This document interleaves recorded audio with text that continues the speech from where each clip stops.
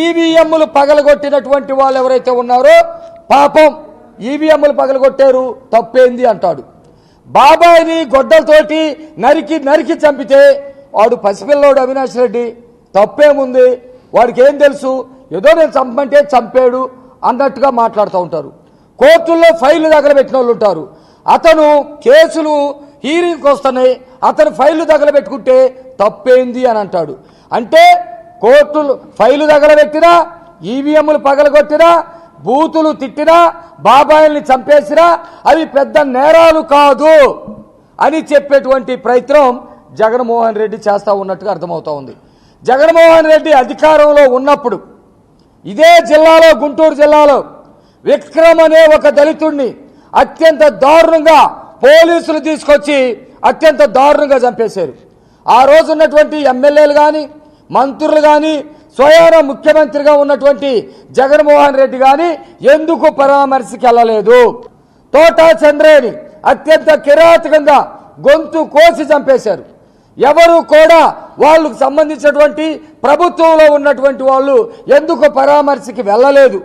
మేము వెళ్తే ఎందుకు అడ్డుకున్నారు? మహేంద్ర అమర్నాథ్ గౌడ్ రేపల్లెకి సంబంధించినటువంటి 10th క్లాస్ చదివే పిల్లగాడు పెట్రోల్ పోసి వైసీపీ వాళ్ళే తగలబెట్టారు. ఎందుకు జగన్మోహన్ రెడ్డి కనీసం మానవత్వాన్ని ప్రదర్శించి ఆ కుర్రవాడు కుటుంబానికి పరామర్శ కూడా ఎందుకు చేయలేకపోయాడు? మేము వెళ్తుంటే మమ్మల్ని ఎందుకు అడ్డుకున్నాడు? అంటే జగన్మోహన్ రెడ్డికి ఏమాత్రం మానవత్వం లేదు అనేది స్పష్టంగా అర్థమైపోయింది.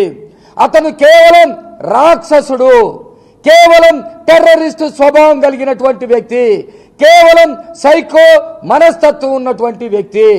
అలాంటి వ్యక్తి కాబట్టే ఇలాంటి అంబట్ని ప్రోత్సహిస్తూ ఉన్నాడు, అలాంటి జోజీని ప్రోత్సహిస్తూ ఉన్నాడు.